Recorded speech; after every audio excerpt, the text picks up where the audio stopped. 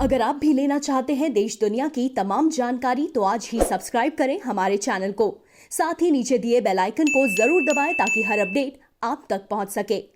नमस्कार, प्रभा साक्षी के शंख ध्वनि कार्यक्रम में आप सभी का स्वागत है। मैं आपके साथ अर्चना द्विवेदी। आइए जानते हैं इस वर्ष गणेश चतुर्थी से जुड़ी कुछ खास बातें जिनका पालन करने से आपको मिलेगा गणपति बप्पा का आशीर्वाद और बनेंगे सारे बिगड़े हुए काम। भारतवर्ष में बहुत सारे त्योहार मनाए जाते हैं। अलग अलग धर्म जाति के लोग यहाँ पर रहते हैं, जिस कारण हर दिन कोई न कोई त्योहार आपको यहाँ मिल ही जाएगा।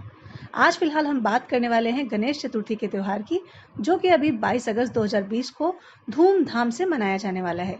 तो आज हम आपको बताएंगे गणेश चतुर्थी की कथा के बारे में कि आखिर क्यों गणेश जी को गणपति कहा जाता है और वो सावधानियां भी जो गणेश जी की स्थापना के समय आपको बरतनी चाहिए। इस वर्ष गणेश चतुर्थी का त्योहार 22 अगस्त 2020 को मनाया जाएगा। हिंदू धर्म के अनुसार ऐसा माना जाता है कि इस दिन भगवान गणेश जी का जन्म हुआ था और लोग इस दिन उनकी स्थापना अपने घरों में पूरे विधि विधान और पूजा पाठ से करते हैं। पौराणिक कथाओं के अनुसार नंदी से एक दिन माता पार्वती के आदेश की चूक हो गई थी, जिसके बाद माता ने सोचा कि कुछ ऐसा बनाना चाहिए जो केवल उन्हीं की आज्ञा का पालन करे। उस समय उन्होंने अपने उपटन से एक बच्चे के आकार की मूर्ति बनाकर उसमें प्राण डाल दिए। कहा जाता है कि जब माता पार्वती नहा रही थी, उस समय उन्होंने इस बालक को बाहर पहरा देने के लिए कहा।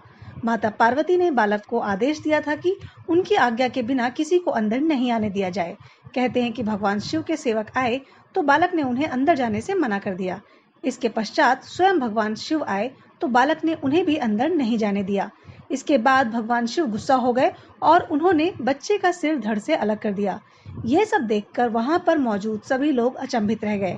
इसके बाद जब माता पार्वती ने बाहर जाकर ये सब देखा तो बेहद क्रोधित हो गईं और उन्होंने भगवान शिव से अपने बालक को वापस जिंदा करने को कहा। भगवान शिव ने उस बालक को जिंदा करने के लिए उनके सिर की जगह एक हाथी के बच्चे का सिर लगा दिया। कहा जाता है कि बालक को सभी देवताओं ने वरदान दिए। सभी गणों का स्वामी होने के कारण भगवान गणेश को गणपति कहा जाता है। हाथी अर्थात गज का सिर होने के कारण इन्हें गजानन भी कहते हैं। आइए अब जानते हैं स्थापना और विधि विधान के बारे में। ऐसा माना जाता है कि अगर गणपति जी की स्थापना पूरे विधि विधान से ना की जाए तो वह घर में विराजमान नहीं होते हैं और ना ही उनका पूर्ण रूप से आशीर्वाद मिल पाता है। तो चलिए आपको बताते हैं किस तरह इनकी स्थापना और पूजा पाठ विधि विधान से करना चाहिए। सबसे पहले तो गणेश चतुर्थी के दिन स्नान आदि नित्य क्रियाओं से निवृत्त होकर साफ वस्त्र पहनकर भगवान गणेश की मूर्ति लानी चाहिए। इसके बाद चौकी बिछाकर उस पर लाल या फिर हरे रंग का कपड़ा बिछाना चाहिए। अब कपड़ा बिछाने के बाद उस पर अक्षत रख दें और अक्षत के ऊपर भगवान गणेश की मूर्ति को स्थापित करें। इसके बाद भगवान गणेश की मूर्ति पर गंगा जल छिड़के।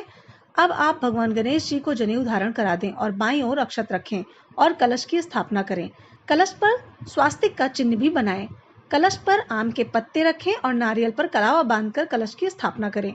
कलश स्थापना के बाद गणपति बप्पा को दूर्वा अर्पित करने के बाद उन्हें पंचमेवा और मोदक का भोग लगाएं।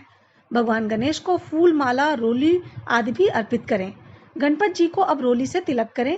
तिलक करने के बाद गणेश जी के सामने अखंड दीपक जलाएं और ये दीपक दाईं ओर रख दें। अब अंत में भगवान गणेश जी की आरती उतारें।